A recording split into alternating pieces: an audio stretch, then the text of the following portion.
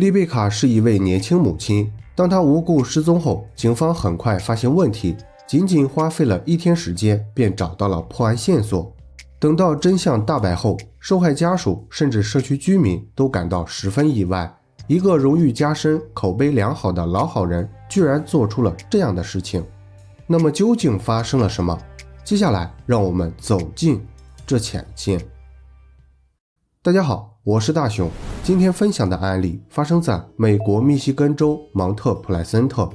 该市位于密西根州的中部，距离州府兰辛以北大约70英里，人口约为21000人，是伊莎贝拉县的县治，也是该县最大的城市。主人公丽贝卡出生于1988年3月26日，她在密西根州米兰德县长大，是4个孩子中年龄较小的一个。大约在10几岁时，丽贝卡的父母托马斯和莎莉因感情不和结束了婚姻。之后，丽贝卡跟随母亲搬到了密西根州芒特普莱森特。丽贝卡在那里完成了剩余学业，并在毕业后找了一份美发师的工作。2009年，时年21岁的丽贝卡未婚先孕，生下了一名叫康威的男婴。康威的生父名叫查德，关于查德的具体信息我们不得而知，只知道在生完孩子后不久，他们便草草结束了恋爱关系。大约在康威2岁时，丽贝卡认识了现在的男友亚伦。亚伦是丽贝卡同事的弟弟，两人属于一见钟情，恋爱仅仅几个月就定下了终身大事。由于他们都有自己的工作，所以为了上班方便，暂时没有同居。当时丽贝卡独自带着儿子住在芒特普莱森特一处拖车公园里。差不多在同一年，丽贝卡的母亲莎莉也找到了自己的另一半，她的男友是当地教堂的牧师约翰。约翰曾有过一段不光彩的历史，但由于职业原因，社区居民都没有在意他的过去，大家都认为约翰是个热心肠的好人。约翰和莎莉的结合受到了很多人的祝福，尤其是莎莉的女儿丽贝卡，因为约翰对丽贝卡非常照顾，他会在丽贝卡上班时帮忙带孩子，还会帮助丽贝卡做饭和做家务，简直比亲生父亲还要贴心。经过1年多的相处，丽贝卡和男友亚伦的感情逐渐稳定，而丽贝卡的母亲莎莉和约翰的感情也变得更加深厚。那时母女两人都产生了与另一半结婚的想法。然而不幸的是，这个想法还没有来得及实现，就被一场突如其来的灾难彻底摧毁了。2012年10月31日，这一天是周三，也是1年1度的万圣节。按照原来的计划，丽贝卡会在下班后去前男友查德家接儿子康威，然后再和康威一起参加万圣节活动。然而这一切还没有开始，丽贝卡就在早上毫无征兆地消失了。同事发现丽贝卡没有按时上班，电话也一直无人接听，于是立即去了她的住所查看情况。当时丽贝卡家的大门紧闭，汽车也不在门口。起初同事还以为丽贝卡可能临时有事去了其他地方，但在准备离开时，这位同事无意间在不远处的酒吧门口发现了丽贝卡的汽车。这辆车停在了相当靠后的位置，后备箱紧靠一棵大树，看上去像是在故意遮挡汽车牌照。同事询问了这家酒吧的工作人员，但没有得到丽贝卡的下落，于是立即向警局报告了这一情况。接到报警后，警方迅速赶到现场。他们首先检查了丽贝卡的汽车，虽然车内没有明显的犯罪痕迹，但汽车座椅被调整到了相对靠后的位置。那位同事指出，丽贝卡身材娇小，当前的座椅位置明显不符合她的驾驶习惯。这个可疑的发现促使警方决定进一步检查。他们在房东的帮助下，使用备用钥匙打开了丽贝卡的家门。在客厅的地毯上，警方发现了大量未清理干净的血迹，并在桌子上找到了丽贝卡的随身物品。这些迹象表明，丽贝卡不是自行离开，而是在家遭到了袭击。于是警方立即展开了调查工作。首先引起注意的是丽贝卡的前男友，也就是他儿子康威的父亲查德。警方怀疑查德可能因为抚养权或者嫉妒报复了丽贝卡，因此对查德进行了询问。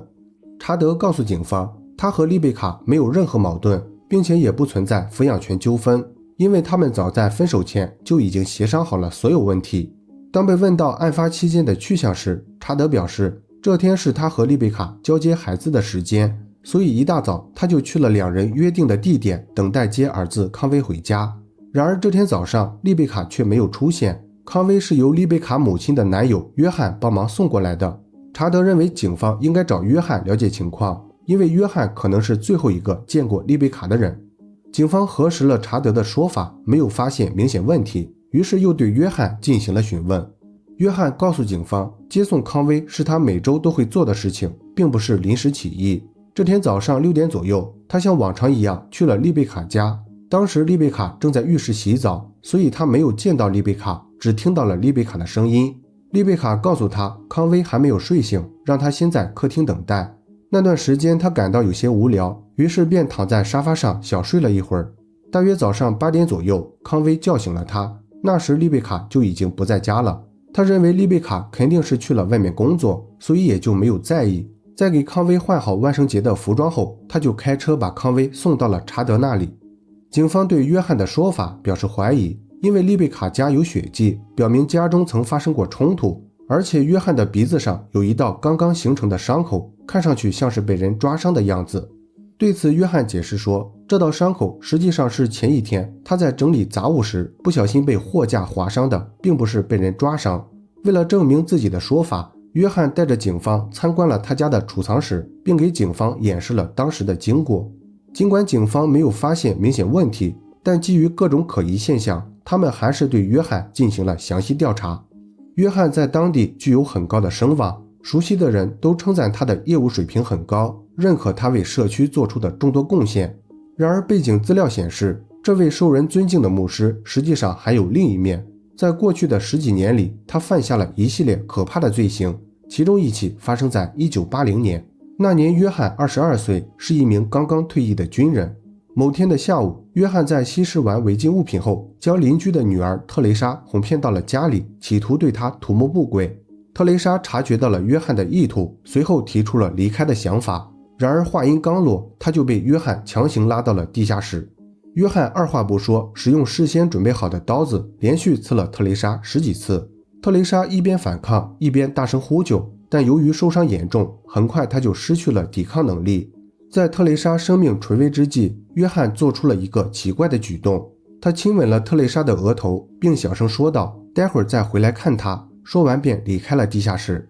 那一刻，特蕾莎感觉自己已经走向了生死边缘，但幸运的是，她之前的呼救声引起了邻居的注意。邻居报警后，特蕾莎很快得救，最终幸运地活了下来。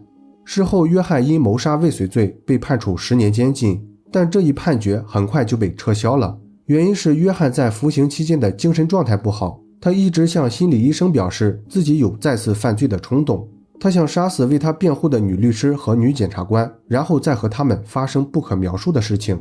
心理医生认为约翰存在严重的精神障碍，所以他仅仅服刑了2年时间就被提前释放。恢复自由身后，约翰搬到了密西根州卡拉马祖，他在那里找了一份洗衣工的工作，并与同事维奇发展成了生活伴侣。然而安稳的日子没过多久，约翰就为了满足自己的病态欲望，再次犯下了残忍罪行。1994年7月的某个晚上，约翰在汽车里杀死了伴侣维奇，然后把他的尸体拖到树林里，进行了一些不可描述的事情。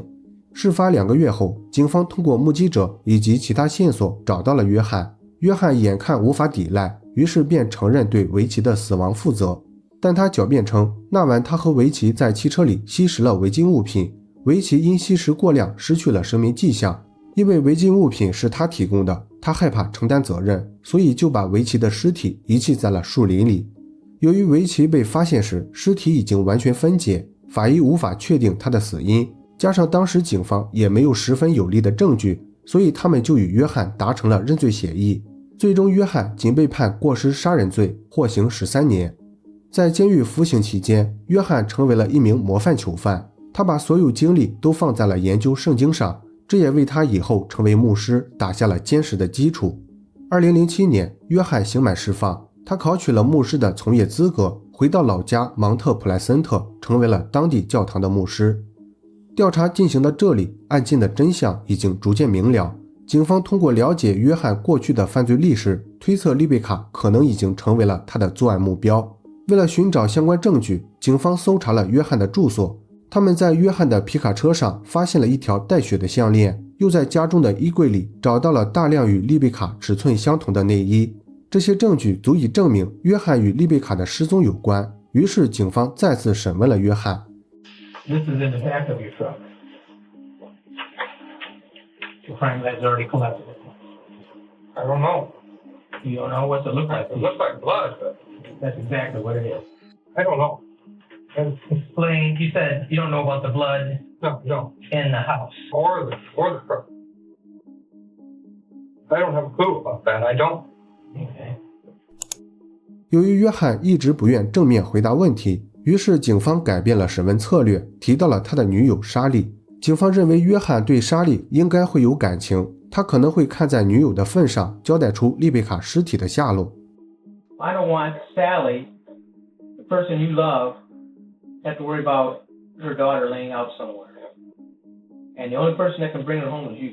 Well, like I said, it's time now for me to shut up. And if you're gonna, arrest me, then I want an attorney.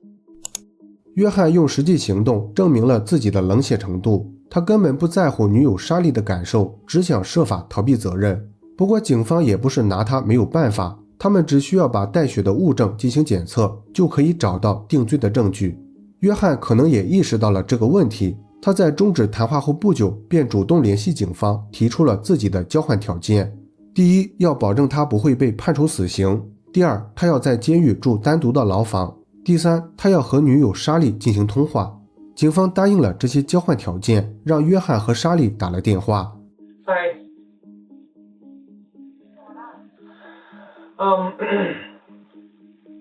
I just called to tell you that you are the love of my life, okay? And you're probably not gonna see me anymore or hear from me anymore, okay? Listen. Will you listen to me? I love you, and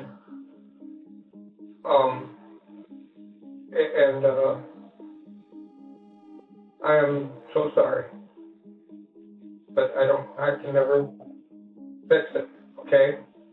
Bye. 通话结束后，约翰如实交代了事发的整个经过。根据约翰的说法，他对丽贝卡一直非常迷恋，常常幻想和她发生一些亲密的事情，但由于他们的关系非同一般，所以之前约翰一直没有付出实际行动。让约翰最终下定决心作案的原因是，丽贝卡最近换了一款他最爱的卷发发型，这让约翰再也无法控制自己，于是就在万圣节前夜完成了他的黑暗想法。在准备作案之前，约翰喝了很多酒壮胆，还看了一些不健康的电影。一切准备就绪后，约翰带着手套和香蕉锤来到了丽贝卡的住所。当时丽贝卡没有和康威睡在同一个房间，而是独自睡在客厅的沙发上，所以康威并不知道接下来发生的事情。约翰首先用香蕉锤敲晕了丽贝卡，然后又用其他工具将丽贝卡窒息。等到丽贝卡没有生命体征后，约翰对丽贝卡的尸体做出了一些无法描述的事情。作案结束后，约翰使用毛巾和清洁剂清理了犯罪现场，之后驾驶着自己的皮卡车将丽贝卡的尸体和作案工具丢弃在了附近的树林里。为了干扰警方的调查方向，约翰又把丽贝卡的汽车藏了起来。原本他打算把车开远一点，但他又不想在回来时走太远的路，所以就把车停在了丽贝卡家附近车辆较多的酒吧门口。事后警方根据约翰提供的地址找到了丽贝卡的尸体以及作案工具。尸检结果表明，丽贝卡遭受过重击和侵犯，与约翰的描述完全一致。2013年4月28日，丽贝卡遇害近1年后，本案进入了审判阶段。约翰因犯有谋杀罪被判处56年监禁，服刑3个月后，约翰在监狱自行了结，结束了罪恶的一生。好了，本期案件分享到这里也就结束了。如果你喜欢我的节目，请帮我点赞加关注，非常感谢大家的支持。我是大熊，下期见。